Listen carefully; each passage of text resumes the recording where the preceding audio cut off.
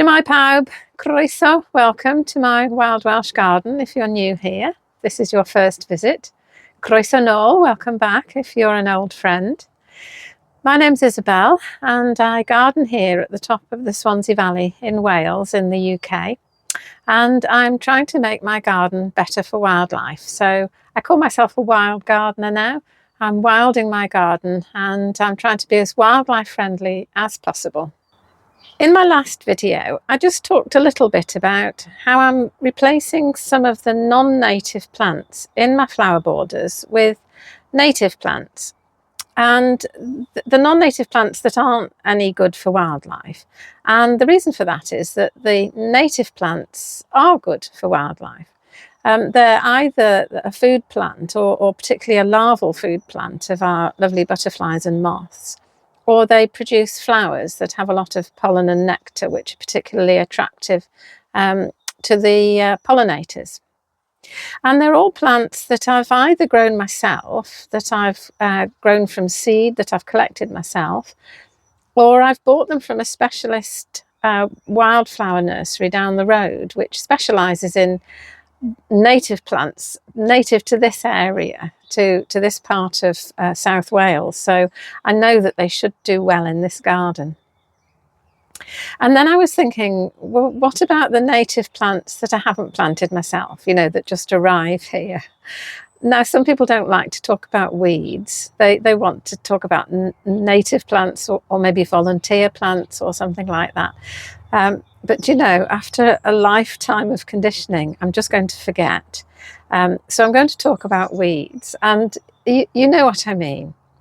And wherever you are in the world, you're going to have them, but they're just going to be different from the ones that I have here at the top of the Swansea Valley.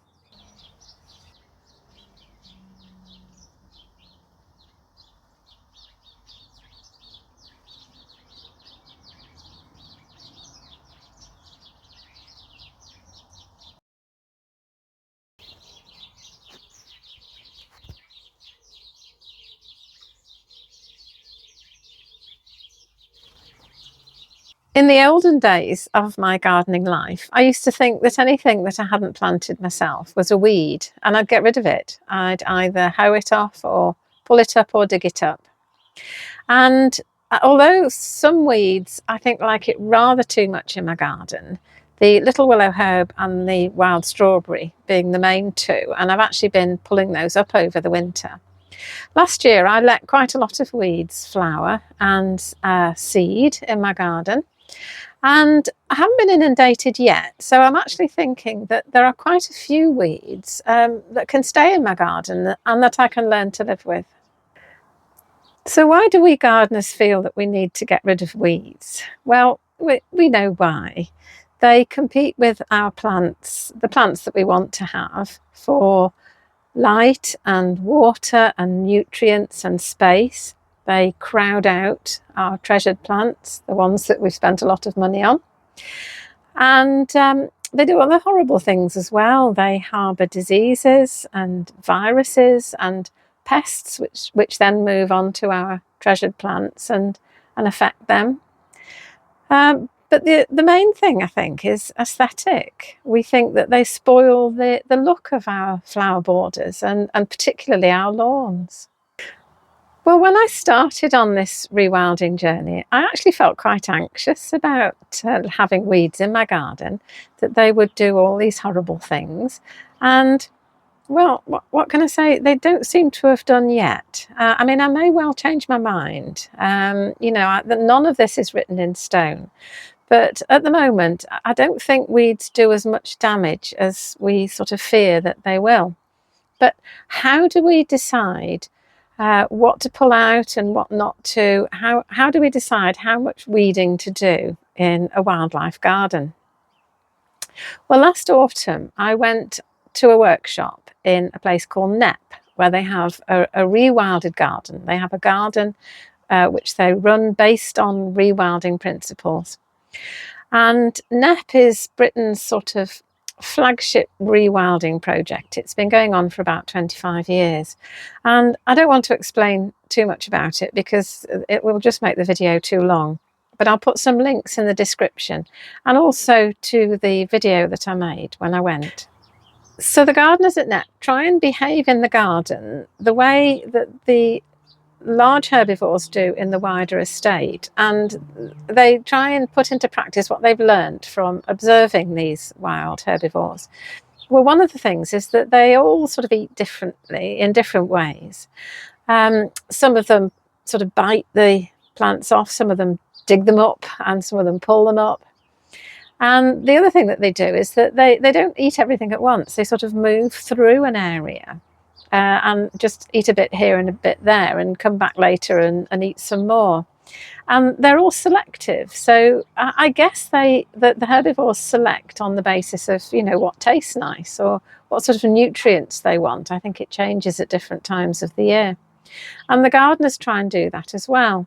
And they select too, but not on the basis of what the plants taste like. They have a number of different criteria, and they come up with what they've called a grazing index. So the gardeners give weeds an overall grazing score. And this is based on a number of different criteria. And you'll have to bear with me because I'll have to read these out, because otherwise I get a bit muddled and forgetful. But the first one is the wildlife score. So is it beneficial to wildlife? Is it a food plant for an insect or a larva of an insect? Does it produce flowers that are good for pollinators? Does it produce seeds and berries for birds? The next one is the services score. So is it good for the environment? Does it provide ground cover? Does it fix nitrogen? Does it break up soil? That sort of thing. The next one is the removal score. How easy is it to remove? You know, can you just pull it up, or is it like bindweed or dandelion, you know, that really resist being removed? It's pest score. So how invasive is it? Does it really try and take over the garden, or does it just pop up here and there? And the last one is the sensory score. So how pretty is it? Is it scented? Does it taste nice? Is it edible? Is it medicinal? That sort of thing. And all these separate scores are all added up to give an overall grazing score, which they characterise as either high, medium or low. So if a plant has a high grazing score, then they hit them hard. If a plant has a medium grazing score, then they tolerate them, but they remove some of them. And if a plant has a low grazing score, then they leave them be and they just allow them to grow where they want to grow. And I think every garden is going to be different. So if you're thinking of becoming a wild gardener, or maybe just letting your garden be a little bit wilder, it's up to you to decide what the grazing score is for the sort of weeds that you get in your garden. And it may well change from year to year. You know, you might find that a weed that you can tolerate one year becomes a bit more of a problem the following year and the grazing score goes up. Or it might change at different times of the year, depending. Or it might change in different parts of your garden, so that there might be some parts of your garden that you tolerate weeds less and other parts of the garden that you tolerate weeds more. But it's very much up to you and what you want in your garden.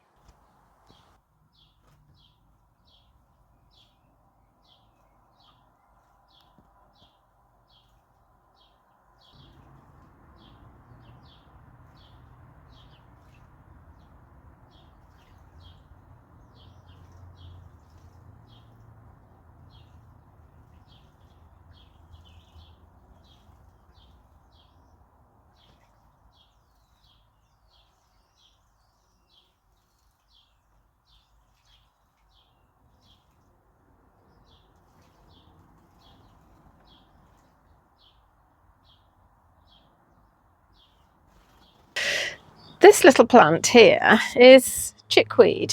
Well, for all my gardening life, I've seen it as a weed. I mean, it's in the name. And I've had pretty much zero tolerance to chickweed, so I've got rid of it. But then when I started looking into the whole gardening with weeds and learning to live with them, I discovered that actually the flowers are of great benefit to wildlife. It has very, very tiny flowers.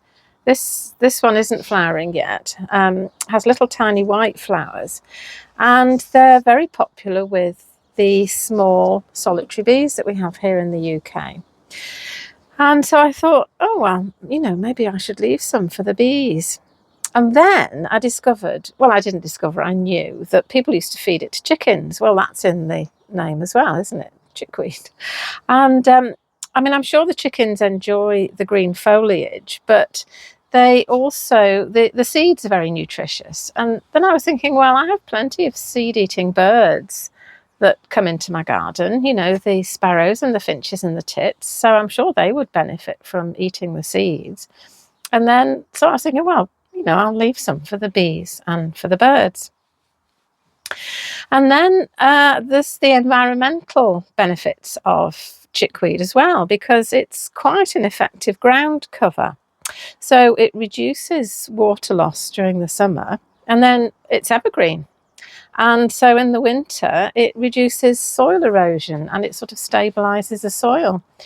So then I started to think, well, actually, maybe I should be encouraging chickweed in my garden, never mind tolerating it, or definitely not getting rid of it. So, yeah, what a turnaround, hey? And there's actually 2 plants in there, and they've seeded themselves in this little pot of purple loosestrife, which I'll be planting out into one of my borders. So I think I'm going to plant out the chickweed at the same time. So I thought we'd just go out in the garden and see some of the weeds that I've got already. Of course, it's still very early in the year, so they're still quite small and, haven't taken over yet. So my attitude might change as I go through the year. Weeds that I thought I'd be able to tolerate now, maybe at the end of the year I'll have changed my mind. There's quite a selection of weeds in these pots here. This, I'm pretty sure, is speedwell, although it usually has blue flowers, and this seems to be a white flowered variety. And then just over there's a dog violet, and the inevitable primrose, of course. And this pot is by the Hedgehog Cafe, and it has a little acer in it. And there's another selection of weeds in the pots by the little display here. My winter display at the side of the cottage. And this pot has some sort of mint in it, but it also has 2 herb roberts, which has a sort of wild geranium, I think, with pink flowers, which are very popular with the small pollinators. And it actually smells like rocket, but I'm not sure that it's edible. And in this pot, this also has mint in it. There's the mint. There's a Welsh poppy. There's the little willow herb, which is just everywhere this year. There's a herb robert. And this is hairy bittercress. There's another willow herb. This is hairy bittercress, which is edible. It actually tastes like watercress.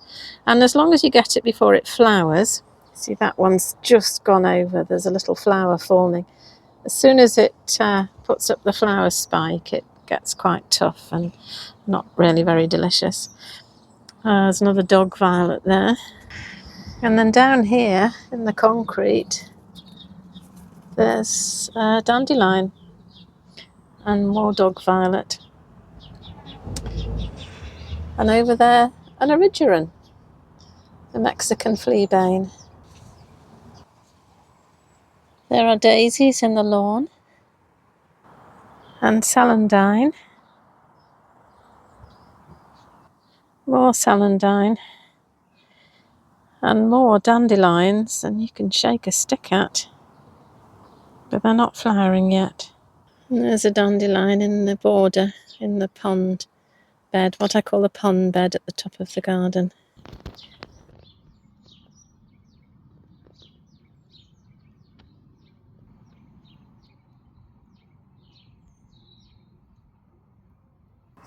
There's a dandelion there, and another herb robert, hiding behind a little primrose.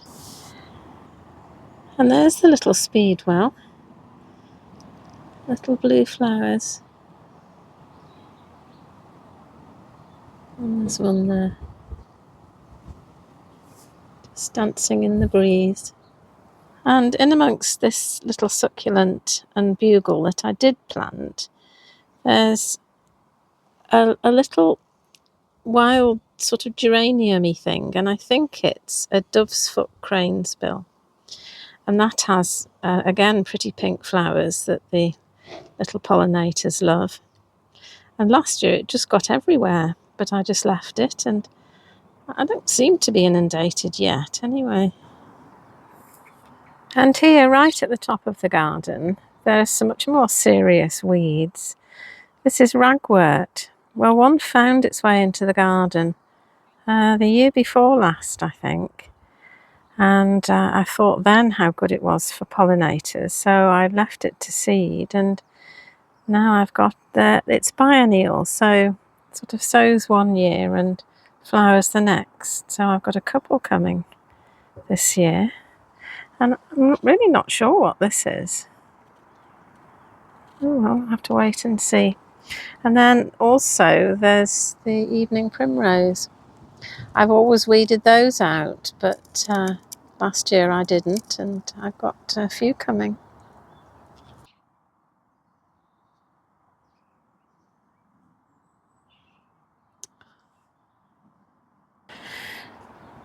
So I think the plan is that this is kind of the backbone of the garden and the main path that goes up the middle, and I think I'm going to try and keep that relatively weed free. So most things will have a pretty high grazing index here, but then as you get to the sides, I think I'm going to become much more tolerant of having weeds, so the edges of the garden I think will be a lot wilder.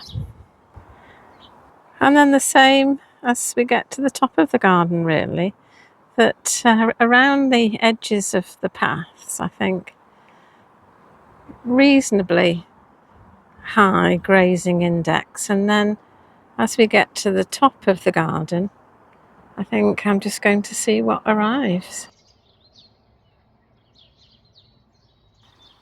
And then at the edges of the garden, like here, I'm not going to pull anything out, I don't think. And around the new pond here, I mean, I sowed these weeds, this meadow grass, and there's lots of other things that are popping up as well.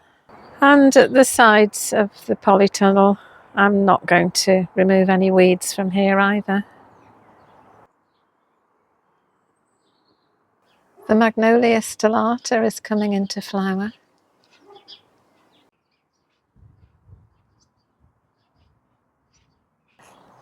I've come down here to say goodbye because it's the end of the afternoon and the sun is shining right into the summer house and I can't actually see a thing. So yeah, that's what I'm doing in my garden, to try and learn to live with the weeds. And I do hope you can find a way of living with the weeds in your garden, because it will only be beneficial for wildlife. So thanks for visiting me again in my wild Welsh garden. Thanks for watching the video, and please like the video and subscribe to the channel if you haven't already. And I'll see you in the next video. Bye! Hwyl fawr!